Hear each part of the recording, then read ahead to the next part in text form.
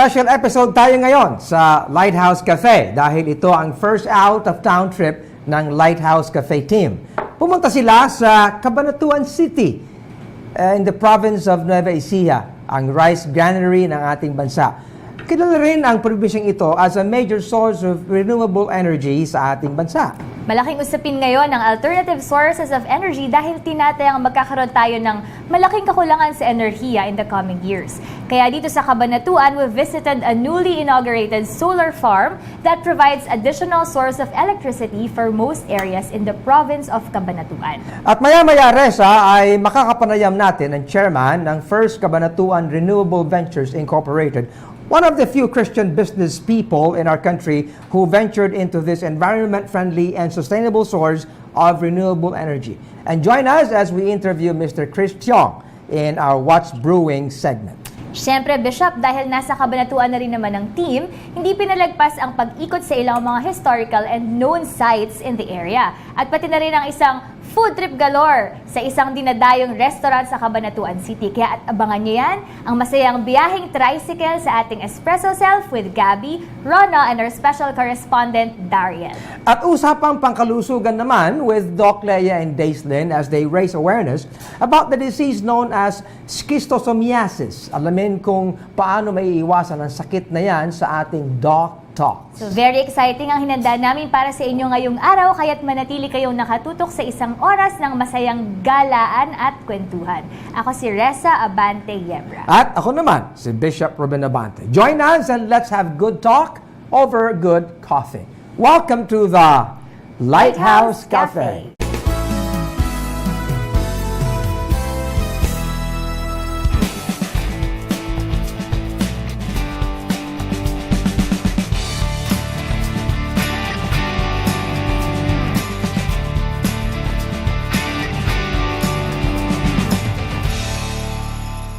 As a developing nation, our country depends on energy in all forms and from all sources. According sa isang latest household energy consumption survey, 87% of Filipino households use electricity for day-to-day conveniences, ranging from watching TV to ironing of clothes. So yung mga usual household chores and activities. Multiply all that by the number of Filipino families and we have a staggering demand for more power. Kaya naman inaasahang magkakaroon ng malaking pagkukulang sa kuryente sa mga susunod na taon. Ayon sa pag-aaral ng Department of Energy, by 2030, ang pangangailangan ng mga Pilipino sa kuryente ay aabot sa 29,500 megawatts. Yan ay mahigit doble sa demand ng ating bansa sa ngayon. Pero ang supply ay kaya lamang punan ang 26,000 megawatts ng kuryente. That's 3,500 megawatts short of the expected demand of the country. Nakakalungkot pa. Nakaramihan sa ating mga energy sources ay yung mga tinatawag na non-renewable or unsustainable energy sources like coal, natural gas, and oil. Alam mo, actually, nakakalungkot ngayon talaga, Jetro, kasi sa kabila yan ng mayaman ng ating bansa sa mga natural resources na maaaring pagkunan ng enerhiya o yung mga tinatawag na sustainable and renewable energy. So, gaya nga yan ng? Gaya ng hydro, geothermal, at marami pang iba katulad ng wind at solar energy. Pero nakakalungkot din na less than 1% ng energy supply ng ating bansa ang nanggagaling sa mga solar-powered plants. Mabuti na lang at may mga tao at mga certain business people na talagang tumututok sa paghahanap ng alternatibong pinagmumula na enerhiya. At ngayon nga po, andito tayo ngayon sa isang solar farm dito sa Cabanatuan, ang First Cabanatuan Renewable Ventures Incorporated. At ngayon ay libutin natin ang solar farm na ito. Tara, samahan nyo kami! Kasama po natin ngayon si Kuya Riyan Binay, isang technician na empleyado dito sa solar farm. Magandang araw sa iyo, Kuya Riyan. Magandang araw. Sa unang tanong, from solar power, mula sa sikat ng araw hanggang sa mga kuryente sa bahay, paano nagagamit Kino-convert, yung solar panels na to para maging kuryente sa tahanan? Ano po yun kasi sir, galing sa sikat ng araw, nagpo-produce ng irradiation from solar PV module natin papuntang inverter. Bali yung solar PV module natin nag-generate siya ng DC voltage at current papuntang inverter natin, tapos yung inverter nagko-convert ng from DC to AC, papuntang transformer natin. Papuntang cell core. Doon nag-generate ng power po. So yung Cell cell core core. natin, yun yung distributor ng kuryente. Parang Meralco, no? Parang sa Meralco Metro Manila. Sa Metro Manila. Opo. Sa solar farm po natin, ilang solar panels po to? Na, Meron tayong 39,000 mahigit na solar PV module po. Gaano karaming kuryente yung na-generate nung ganon karaming panels? Bali yung solar farm na to, nagpo-produce ng 1026 megawatt peak. Meron bang kagaangan na mabibigay sa mga households? Opo, lalo na pag sinabing solar, green power siya eh. Wala siyang noise, reduction of pollution, tapos yung mahigit 16,500 annually na carbon dioxide ang na-reduce natin. Okay, so very environment friendly pala to, Hindi lang siya Jetro, no? nakakatulong para makamura yung mga kababayan natin, pero nare-reduce din niya yung effects of Correct. climate change Yes, na sinasabi. Opo. Paano niyo mine-maintain to, kuya, itong solar farm na to? Sa ngayon, ma'am, naglilinis lang kami ng panel para sa hindi matakpan yung pag-produce ng irradiation. Mas maganda pag umuulan para diretso na. Pag-produce Para yung dust. nalinis na So maganda rin pala pag umuulan kasi Okay. syempre ang common notion Araw na araw ng mga lang, tao, ano? gumagana lang siya pag merong araw, di ba? And so as we end, sana ay suportahan ng ating mga kababayan at ng ating pamahalaan ang ganitong mga inisyatibo na Correct. magbibigay sa atin ng mas murang kuryente at less pollution sa ating bansa. We are honored to have with us today Chris Chong, the chairman of the first Cabanatuan Renewable Ventures Incorporated, to discuss sustainable energy in the Philippines. Magandang araw sa iyo, Chris, and welcome to the Lighthouse Cafe. Yes, and wow, solar farm sa Cabanatuan. Yes, thank you for welcoming here. No, I mean, Yes. it's a privilege for me to come here and talk a little about solar. No, Yes. actually, for me, it's also quite a new industry. You know, I just entered solar around a few years ago. I entered solar around 5 years ago. At that time, I did not know anything about solar. One of our partners, actually in the trading business, decided that maybe we have to try something new. No? Yes. We were in the appliance business, and of course the appliance industry getting more and more competitive. No? And said, let's try something new.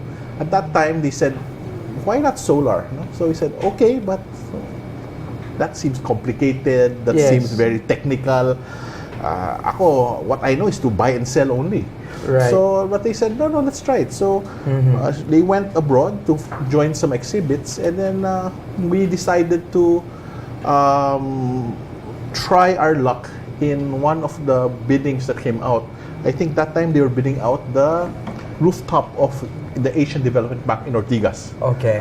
So we're lucky enough to able to get a technology partner from China called Canadian Solar at that time.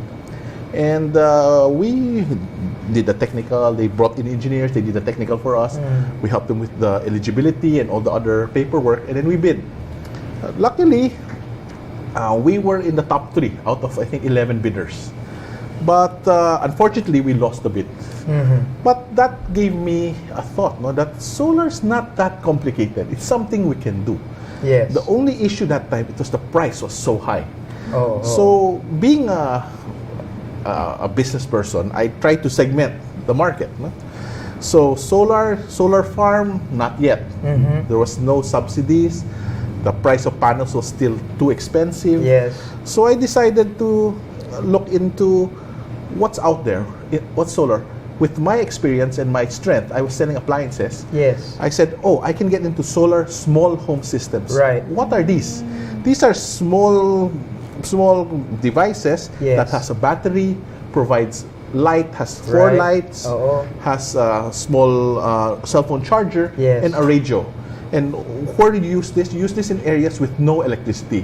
So instead of people using small candles Yes. or Flashlights, the flashlights yeah. or the Oh. Ginebra Right. bottles with the wicker, Oh. which is quite dangerous, Yes. we can offer this to them. In fact, Chris, that was the first time na we encountered yung field natin na yan. Yes. Because you came in very significant nung Yolanda. Yolanda. Yes, correct. And we partnered with you. Correct, Lighthouse correct, partnered correct. with you when we were extending yung help sa mga Yolanda victims. And thank you for that. I have to appreciate you and, commend you for extending to us, Because a lot of our families, churches sa Samar and Leyte, benefited out of that. Isipin mo walang kuryente pero Portable Yes. yung... meron silang ilaw, nakakapag-charge yung kanilang cellphone, At wala silang problema dahil hindi naman nawawala yung araw. Correct.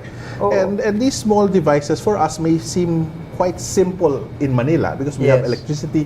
But once we give this to a family Yes. who have no electricity, they had to go, a lot of them have to go down from the mountain, walk 2 hours Right. just to charge their phone. Yes. Now they can charge their phone in their own house. No, parang Yes. dating magsiswimming ka pa sa resort, ngayon sa bahay mo nagsiswimming ka. Yan ang feeling nila. So Yes. I think you can see how happy these people were once we gave them the Yes. small home systems. So that's how we started sa solar, no? Yeah. And then the first project we had was in Negros, no? In Negros Oriental Oo. and then Occidental. So that's Yes. where we first sent our first systems, no? And masaya kami, no? The feedback was good.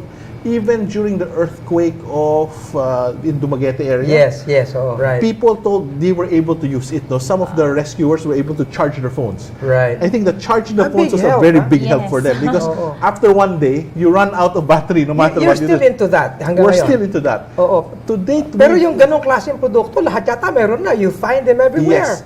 But we've of course improved on our system, no? Oh. We used most of things you found out there is really metal box, Yes. CFL light. Right.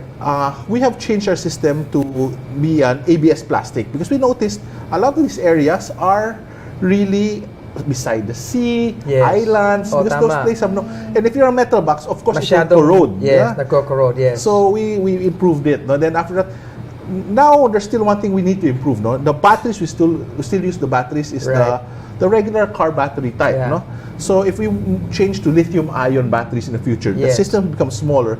The price is still high, but as battery prices go Mas down, ano we naman, will mas convert efficient that. naman. Yeah, more efficient. Oo. In the next maybe next year or so, it will start converting to lithium-ion batteries already. Very good. Lahat ito'y local components na o ano? We assemble, no? Yes. But a lot of this we still import from abroad because we still don't have these components being built here. And But the cost is going getting down. Yes, the cost is going down. So from here, I mean, what happened? No? So from here, we started elevating from small systems. Then we started doing rooftop. Rooftop, I think we were luckily one of Pero the teka first. muna, meron pa kayong lighting. Yes. Solar lighting sa mga streets. Yes. We Oh. also have street lights, no? Yes. So for Yolanda, we also were one of them that supplied the solar street lights to Samar Right. Leyte. Yes. And some of the private institutions like Sandari Batulao, Canyon Woods, Yes. Canyon Cove, and we also we are helping them put solar street lights because solar street lights are still more expensive than regular street lights. Yes. The cost of wiring, road braking, Right. and boosting, and then the price is not too far, no? Sometimes, some of these roads are far away from the last street light. So if you have to wire it to your energy source, Matindi yun. matindi mahal Alright. per kilometer, and then once there's a typhoon, nakamura ka. The only thing you have to replace is the battery. Yeah. That's the weak link now Yan of lang ang- we call this off-grid systems, no, or island mode systems. Is that the battery you have to change? It's like your car. Every 2-3 years, you have to change your battery. Totoo naman yan. Yes. But as technology gets better, no, I think we've heard of Tesla, the Tesla Powerwall. Right. These things are still quite expensive, but it's there. So like the panels, no, 5 years ago and now the panels are less than half the price of panels 5 years ago. I expect the Mas battery. compact na ang panels ngayon. Yes. Right. And the batteries to be smaller and become more efficient. Yes. So let's wait for the day that the battery becomes affordable. So, Chris, after nung mga street lights, then you ventured into rooftop systems Yes. naman. So, what about this? So rooftops actually it's something different from these street lights and these home systems. No, these are on-grid systems already. Yes. So we connect to a grid. Pag sinabing grid, yun yung talagang power source. Power source. Yes. So the power source usually in Metro Manila is Meralco. Meralco. Yes. So, and each province has their own, like electric cooperative, like Noreco, Veresco, or Celcor. Celcor. Yes. So these are all the power grids. So what technically these systems do, it helps reduce your usage of the power from these power sources or the Yes, grid. oo. So the first one we actually did was La Consolacion, Manila or Manjola.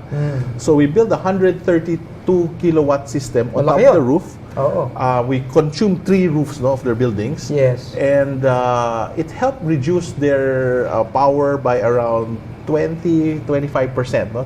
Depends on the Hindi sun. lang light yan, pati siguro some air conditioners. Everything na yan. So, their total bill, we would reduce it by around 25%. So during daytime, yung solar mismo ang Yes. nagpa-power nun. Oo. Efficient naman ba? Okay naman. I think during daytime, that's why we pick schools, no, as Yes. one of the beneficiaries of using solar, because schools, most of their energy is used in the morning. That's where the classes are. Okay. Okay, Yes. because if you use your energy at night, wala naman akong araw, so I cannot help you there. Right. So, but of course, Ito yung wala ng battery ito. wala ng battery. Isi-switch over lang sa power paggabi. Yes. Okay. Paano pag may bagyo? Ganun. Pag may bagyo, of course, the problem is it will lessen the power output. Yes. But instead of helping La Consolacion with 25% of their power usage, it might help them 5 to 10% na lang rather than Yes. 25. But there's one thing I just need to explain to everyone, no? Because some people say, oh, kung lagyan ko sa bahay ko, kung nag-brown out, di may araw ako, may kuryente. No. Bakit naman? Sayang naman. There's a sun in the morning. Why can't I have energy? Because it's really not really a technical issue. It's really a safety issue. All the inverters are designed. Once they detect that the power or Meralco is down, it will also shut down. So why would you shut down? Sayang naman, there's sun. Because the theory or the logic there is that if Meralco shuts down, there's a problem in the grid. Oh. So there is Ay, a you don't want lineman. that. Yeah, You don't and want there is that. a lineman that goes up and fixes a transformer, the line, Yes. and if your Safety solar ito. system sends back power to the grid, It is- somebody might get It's more of a electrocuted. safety thing. Meralco will close the breaker from 2 sets and ask a lineman to go up. But if there are solar systems all over the city that they Yes. don't know about and power sends to the grid, somebody might get electrocuted. So the design is, if it's a grid connected, once the power shuts down, in 2 minutes, the inverters will all shut down. Kung local lang doon sa building and they can cut off, Yes. pwede. Oo. And if it's not Parang connected generator to the lang grid, yan. not Yes. connected to the grid. But once it's connected to the grid, Yes. automatically, because if the grid it's power is like water, it flows to the Right. vacuum. So if there's no power, it will flow out. So, ito naman, building ito. Yes. No, in a sense, ang sinasabi natin, tinutulungan yung building. But Yes. right now, what you did, ay pumasok naman kayo sa isang solar farm. Yes. Sa Cabanatuan. Why did we get into a solar farm? I think it's just the timing was also right, no? Of course, with solar is a bit expensive compared to non-renewable energy Yes. because the investment is still quite high. But the good thing, it's going down every year. Oo, ngayon lang yan kasi bago yung technology. Yes. No? So the government still gives a feed-in tariff subsidy to cellular developers for them to I don't know if it's the right word, incentivize Yes. investors Right. to go into renewable energy. Yes. Well, hopefully, the government can, in fact, yung bagong government incoming, no, ay dapat sana mas masuportahan pa ito. I think we heard that Duterte says Yes. he doesn't want these coal mines to do it. Right. So hopefully he pushes renewable energy. And this is the way to go. Yeah. I mean, long term, Sustainable din. lalo ang fuel energy na like what we use now, it's masyadong dependent yan sa international. Correct. Oo. And the fluctuations, no, like before, when the Middle East, Yes. there's an embargo, the Right. prices shot up like Meron crazy. naman tayo ritong hydro. Yes. Oh, pero pag tumama ang El Nino, wala na mahina yan. yan. Oo. Yes, sir. Meron tayong Geothermal. geothermal. Oo. Oh, well, okay naman 'yun, no? Sa ngayon. Oh, pag pumutok yung vulkan. So, this is the way to go. Hindi naman mawawala yung araw. And isa pa, I think yung environment na concern, di ba? Kasi since it's renewable, as it's renewable and sustainable din, yung impact sa environment, napakalaking bagay. Yes. Actually, like for the solar farm we built, which is only around 10 megawatts, it will reduce around 16,500 tons of carbon, no? Yes.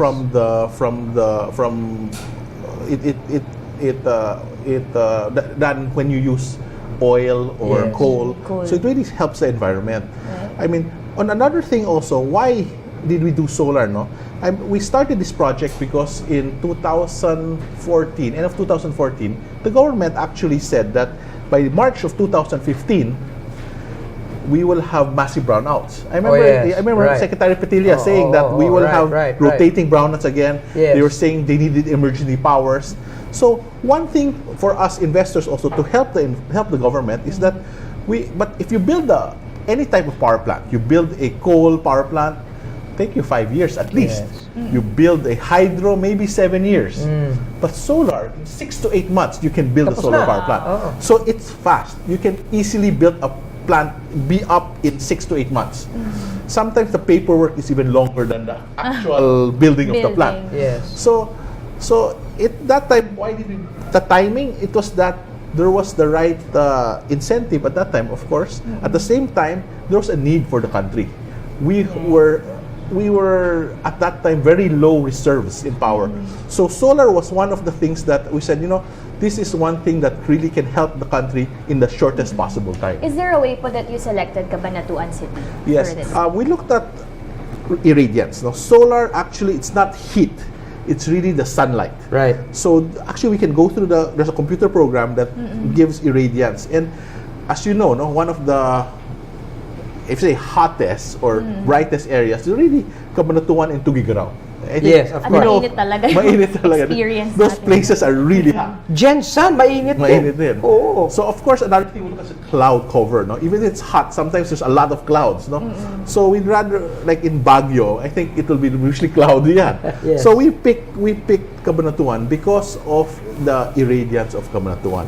At the same time, why Cabanatuan? We were able to find a very suitable partner. Yes. Our partner, Celcor, ran a diesel plant. No. So why is diesel and solar mixed? Because solar is intermittent. Yes. And diesel can augment the intermittency and make it more stable. No? And then our partner also has relationship with Celcor, which is the electric grid of Cabanatuan. So working hand in hand with the electric grid and a diesel plant, it perfectly matches the need of Cabanatuan. Very good.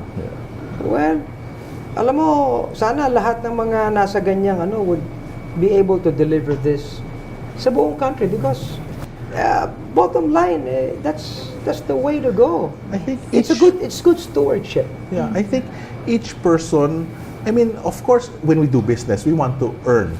I mean, it's also our responsibility to be profitable. Yes. But at the same time, we can be profitable at the same time being also being able to help others or help the environment. Because it isn't only one-sided. Non-destructive. Yes, it's not one-sided that you earn then you destroy. You can do both at the same time. And I feel that I was lucky enough to have the opportunity to get into solar. No, it's not. Sometimes I think it's. Some people ask me, how did you think of solar? I talked in earlier. It's really. I had a partner who said it's interesting. So it's not sometimes, and then the timing was not right. So sometimes God leads us not to times where. Sometimes it's in front of you. You just have to say yes, because I'm not a technique. I'm not an engineer. I'm more on management. You just have to look up and see the sun. Yeah, I mean, the sun goes up and goes down, goes up and goes down. And then I'm lucky to be one of the earlier ones getting to solar. So and if you tell me to jump into a solar farm, I wouldn't dare jump right away. But because I started from this small home small system, to street lights, to rooftop, then kaya pala. Then we jump into solar farm. So maybe it's also we're one of the few companies that from the small light all the way to the solar farm, we go the whole business. Right. Most companies only solar farm, Tama. Yeah. only small system, only Yes. rooftop. We're one of the few that has You the offer full range. solution from the smallest part to the biggest yes, part. yes. Well, Chris, thank you so much. We commend you. Lighthouse Cafe Thank you very commends much. you sa iyong puso sa pagtulong na ganyan. And maganda yung pinag-usapan natin. Well, you gain, no? May profit, pero non-destructive. Correct. And you help people. Well, thank you so much, Chris, for accommodating us. And we pray that your endeavor here would still continue and many more will be blessed. At ngayon naman, panoorin naman natin ang ating Espresso Self team as they tour us around the lovely province of Cabanatuan.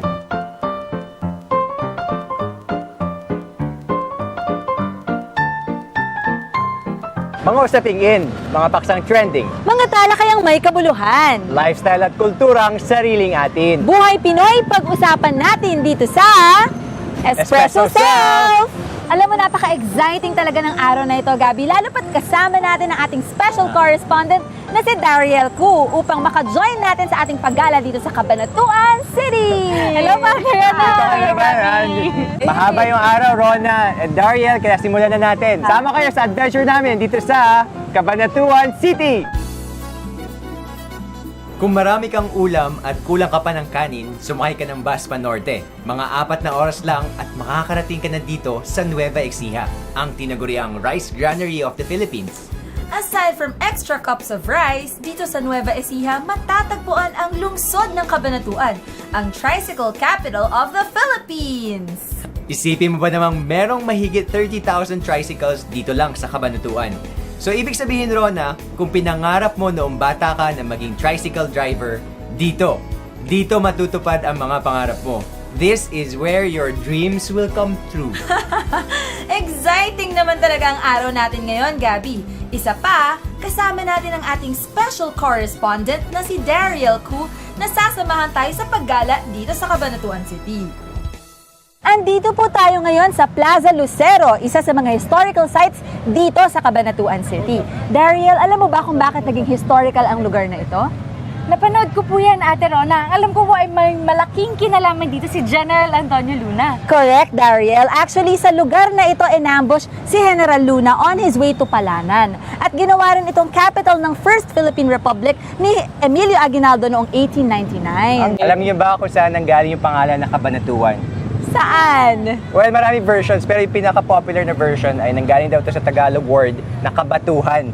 Dahil ang lugar na Cabanatuan ay mayaman sa bato. Oh, di pa alam na Interesting nga yan, Gabby. Matalino talaga ako. At bago ko pa makalimutan, ay nasa likod lang natin ang Cabanatuan Cathedral. Wow! Tara, puntahan na natin. Let's go! Excited, okay? Let's go. Kuya Ricardo, gano'n na po kayo katagal na nakatira dito sa Cabanatuan City?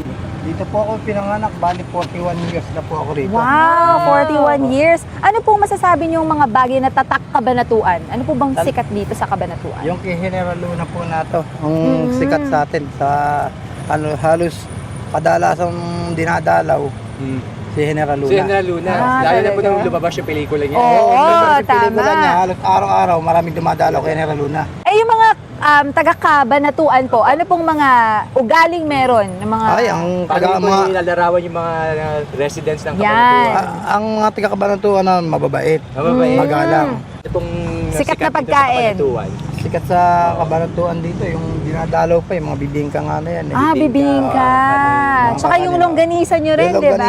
Yung longganisa ng Cabanatuan, talagang special talaga. Ay, yung pamumuhay po dito, kamusta? Tahimik po ba rito? Tahimik naman po rito. Tsaka, ano naman, talagang ayos naman ang pamumuhay. Okay, maraming salamat tahimik po. dito. Ayan, thank you po, Mang Ricardo. Ang longganisa na tinuturing na Filipino sausages ay karaniwang gawa sa giniling na baboy na flavored ng spices. Subalit, kakaiba ang longganisa sa Cabanatuan dahil ito ay gawa sa giniling na baka. Batutay, yan ang tawag sa beef-based longganisa dito sa Cabanatuan. Si Mrs. Dorothea Lahares ang tinaguriang pinagsimulan ng ganitong kakaibang uri ng longganisa. Siya ang gumawa ng unang batutay recipe na kinikilala bilang aling otias longganisa. Nagsimula siyang magbenta nito noon pang 1952 sa Cabanatuan Public Market. Hanggang ngayon ay buhay na buhay pa rin ang aling otias longganisa sa public market ng Cabanatuan na binisita nga namin. Ang kanyang anak na ang namamahala sa business na ito at talaga namang hanggang ngayon ay sikat na sikat pa rin. Alam mo ba, Gabby, pati raw si Katunying ay regular customer nila. At ngayon din ay mas marami na silang flavors na ino-offer gaya ng garlic, spicy, sweet at pati hamonado. Nakakabenta pa nga raw sila ng hanggang 100 kilos kada araw.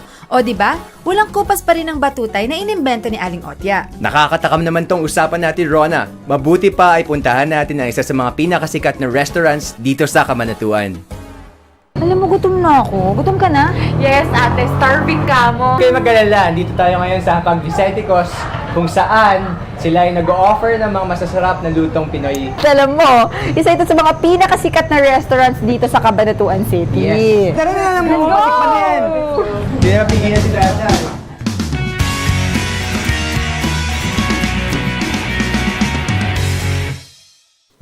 Ito po ma'am, sinigang meat na bestseller po yun. Okay. Isa yung version ng sinigang po. Oh. Yes, tapos, one of the best, sinigang din po siya, nanalo din po siya sa Pinoy po. Oh, okay. And then po, crispy pata po, yan po yung susunod na bestseller. Ito po yung tortang kabatuenyo, ma'am. Tortang Yes po. kabatuenyo. Yes po. Kaya po siya tinawag na tortang kabatuenyo is may longganisa po siya. Yung batutay, Longganisa batutay. Sa Yun loob. naman. Yes po. Okay. What do you think, Trino, sa mga Luto ninyo? pagkain? Yung ambience po. Okay. Yes Kasi po. maganda talaga. Yes po. And then pag uniform, parang sa bahay na. Oo. Hindi sa food po. More on Filipino dishes po yung na-offer nila, ma'am. Gano'n na ba katagal ang Hapag Vicenticos? Nasa 15 years to 20 Wow. Thank you. Thank you, Miss Rhea. Siyempre, ito yung specialty ng Hapag Vicenticos, Rhona, Dariel, ang kanilang Cara Leche Flan na may gatas ng kalabaw. Ayun, kaya pala Cara Leche, Yep. Carabao's milk. Okay. Hindi ko alam kung may space pa sa inyo, pero sa akin definitely may space pa Oh, dyan. mauna ka na!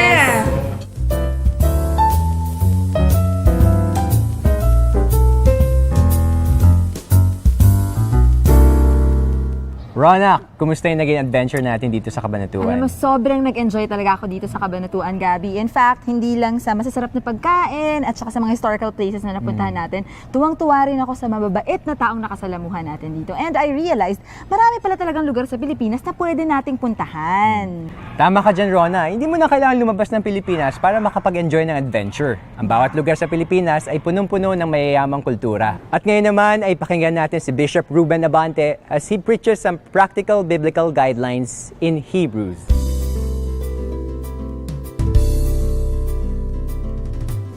Welcome to Hebrews.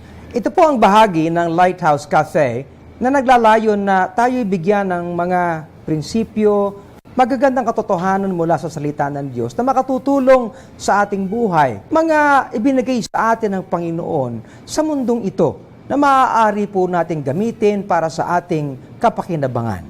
Unang-una ay sinasabi sa banal na kasulatan in Psalm number 24 and verse 1.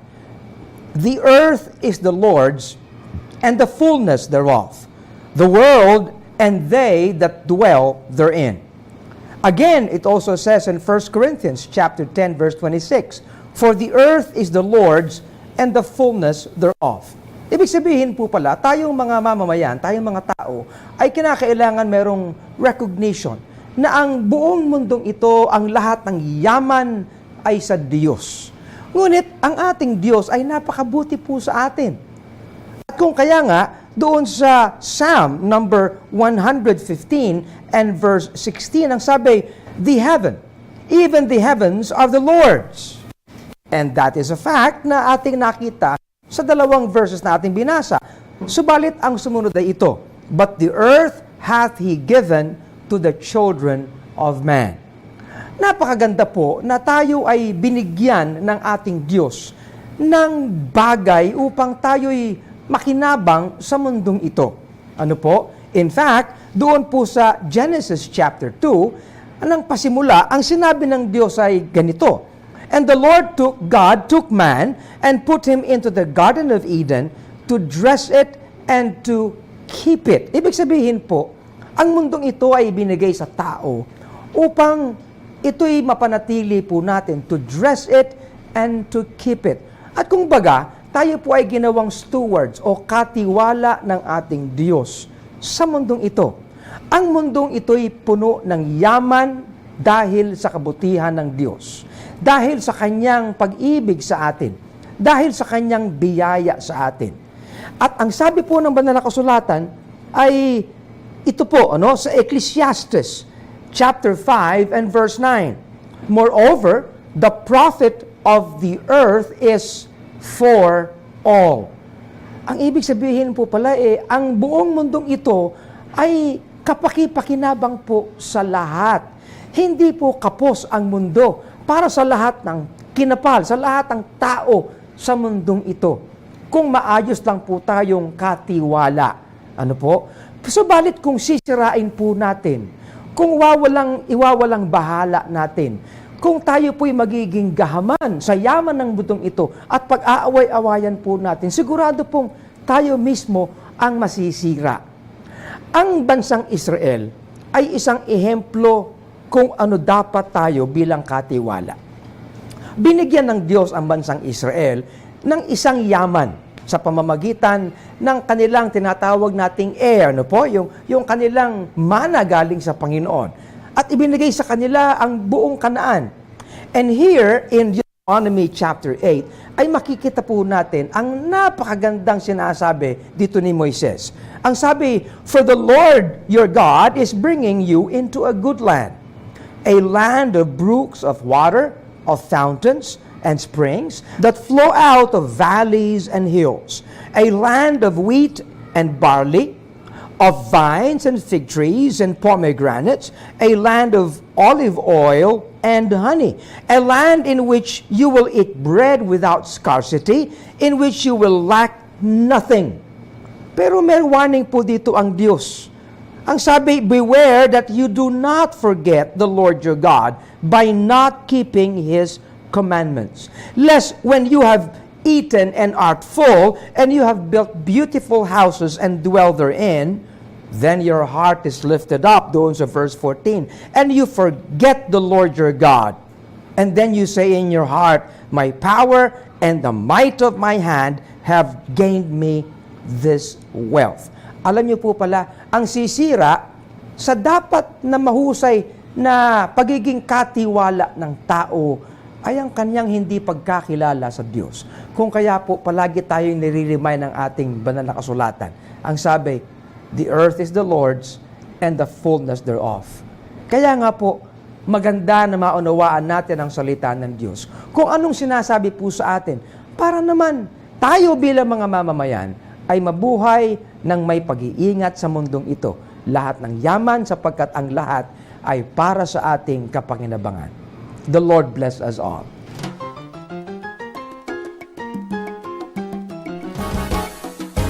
Ngayong buwan ng Hulyo, we are celebrating the National Schictosomiasis Awareness Month.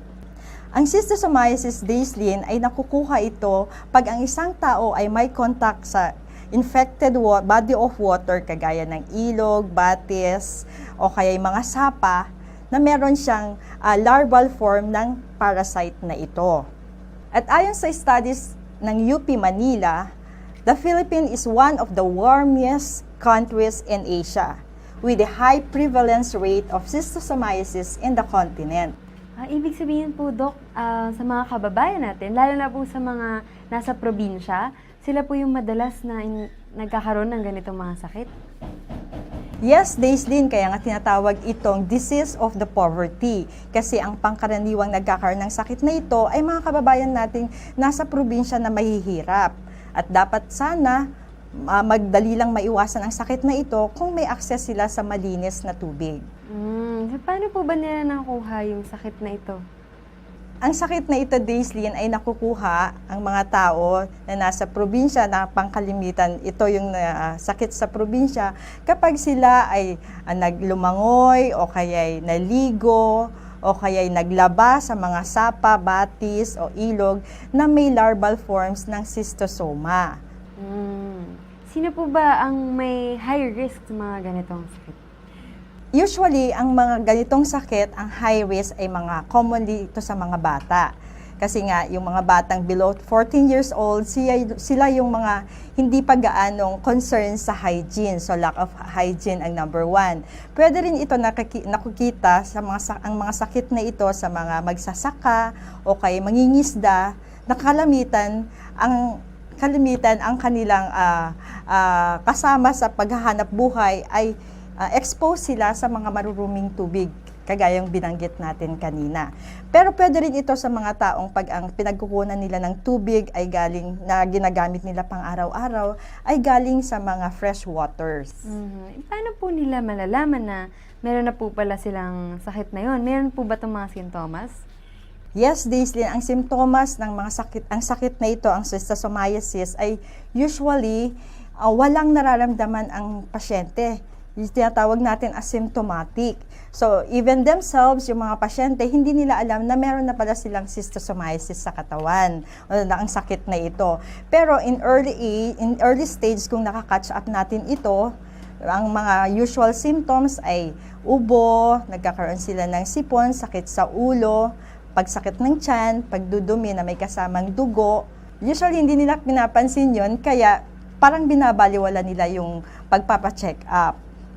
Ay, okay. So, kailangan po nila to ipa-check up kapag meron silang mga ganitong sintomas?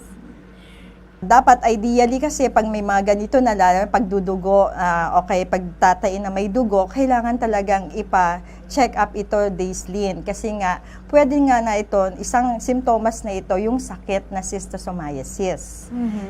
May mga tests po na kailangan para dito? Usually, ang mga test na binibigay, kaya ina-advise namin, nire-request namin mga doctors, ay number 1 talaga, fecalysis and urinalysis, which will confirm kung meron nga siyang eggs ng parasite na yon at nakikita na talaga through microscope kung meron na at nagko-confirm na may sakit ng tao na Schictosomiasis. Pero pwede rin mag-request ng mga blood exam, kagaya ng CBC o kay X-ray, CT scan, depende kung yung extent ng tawag nito. Yung eggs ng worms na yon ay kumalat na sa buong katawan. So kung na-confirm po na meron po silang ganong sakit, pwede po ba ito magamot pa? Yes, Dazelyn, madali lang sanang gamutin kung na-catch natin ang isang pasyente in their early stage. Ang tawag dun sa gamot na yon, praziquantel, usually single dose lang binibigay, and talagang napaka-effective yung gamot na ito. Nababawasan yung pagkamatay ng pasyente o paglala ng mga komplikasyon ng dulot ng Schictosomiasis. What if po yung tulad kanina banggit po natin na hindi po nalaman agad? Ano po bang epekto nito pag tumagal na? Pag tumagal na, Dazelyn, usually ang epekto dito dahil ang larval form or ang egg ng parasite na ito ay pwedeng manirahan sa ating katawan within 2 to 12 weeks of exposure. Saka pa lang natin nalalaman na may sakit na yon through the diagnostic exam na ni-request natin. So, ibig sabihin, hindi natin alam na yung pala, yung eggs ng schistosoma na yon ay kumalat na sa ating katawan. Kaya pwede itong target niya yung mga major organs natin, kagaya ng liver, spleen, o kaya yung mga, even the lungs, and even the heart, and ang utak natin pwede rin magkaroon in the long run na hindi naagapan ang pasyente. Napakadelikado po pala. Paano po pag sa mga bata po? Meron din po bang itong epekto? Yes, pag mga bata naman, Dazelyn, nakakatakot ito dahil nagkakaroon sila ng impairment sa cognitive and even their growth. So, ibig sabihin, pag sa pag-aaral nila, hindi sila nakaka-follow. Usually, dahil nga ang isang ring komplikasyon o kay dulot ng parasite na ito ay ang pagkakaroon ng anemia o malnutrition. Speaking of bulate po, pinakamalaking problema po ng mga batang Pilipino ay ang bulate sa tiyan. Paano po ba malalaman na meron na sila nito or kung kailangan na po nila ito ipapurga? Okay. So, Dazelyn, usually, ang mga may bulate sa tiyan, mga bata lang karamihan ang nagkakaroon nito. So, ibig sabihin, during preschool, kailangan na talagang purgahin ang mga bata. At nakikita natin yung mga bata na may bulate sa tiyan, usually malalaki ang tiyan, kahit anong kain nila, hindi tumataba. Dahil nga, kinukuha ng bulate yung mga nutrition sa kanilang katawan at yung pagkakamot nila sa puwet, iyon ang palatandaan natin. Pangangatin sila sa kanilang puwet, na ibig sabihin yung tawag nito, yung schistosoma na yon ay gusto na niyang lumabas pero hindi niya mailabas, lalong-lalo yung mga bulate. Huling tanong, Doc, paano po natin may iwasan itong lahat ng pinag-usapan natin para hindi po sila magkaroon ng schistosomiasis or kahit bulate sa tiyan? Okay. Sige, para maiwasan natin ang pagkakaroon ng schistosomiasis, Dazelyn, number 1, dahil nga ito ay nakukuha sa maduming tubig na infected ito ng larva ng schistosoma, kailangan wag natin pabayaan ng ating mga anak na maglaro, maligo, o kaya even sa mga nanay maglaba sa mga fresh water, kagaya ng yun nga nabanggit natin kanina, sapa, ilog, o kaya mga lawa. Para sa ganun ay maiwasan dahil dito nga nakatira yung parasite na yon. And number 2, kailangan natin maging malinis sa ating katawan. At number 3, kailangan din natin yung pinagkukuhanan na dapat natin ng tubig ay siguraduhin nating malinis ito. At yun, syempre, yung kapaligiran natin, it follows na kailangan din natin maging malinis dahil kung malinis tayo sa katawan at sa ating mga paligid, maganda ang kakahinatnan ng kalusugan ng isang tao. Okay. Thank you po, Doc. Maraming salamat po at sigurado po ako na marami na naman pong natutunan ng ating mga manonood tungkol sa sakit na schistosomiasis. Okay po, maraming salamat po, Doc. At sigurado po ako na marami na naman pong natutunan ng ating mga manonood tungkol sa sakit na schistosomiasis. At samahan niyo po kami muli sa susunod na linggo para sa isa na namang makabuluhang usapan dito sa ating Doc Talks!